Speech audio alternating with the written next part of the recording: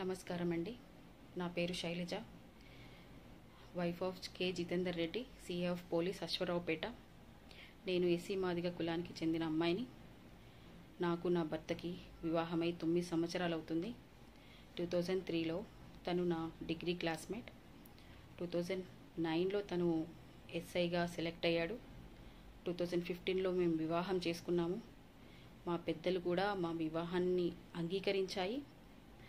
ఇటీవల SI Aswaraopeta SI ఆత్మహత్య యత్నం చాలా బాధాకరం.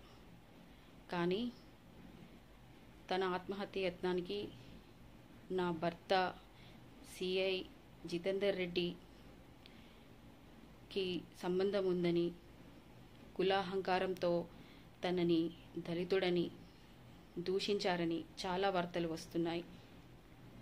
తన భార్య అయిన నేను ఒక ఎస్సీ మాదిగకు చెందిన అమ్మాయిని ఇంట్లో పెట్టుకొని అలాంటి హీనమైన పని చేస్తారని నేను అనుకోవట్లేదు. దయచేసి కుల సంఘాలకి, రాష్ట్ర ప్రభుత్వానికి నేను విజ్ఞప్తి చేస్తున్నదేమనగా, దయచేసి ఈ కేసుని తప్పుదారి పట్టించకుండా క్లియర్గా ఇన్వెస్టిగేషన్ చేసి, మీరు ఎలాగైతే ఎస్ఐ కుటుంబానికి న్యాయం చేయాలనుకుంటున్నారో నాకు కూడా న్యాయం చేయండి. మీకు నమస్కారం.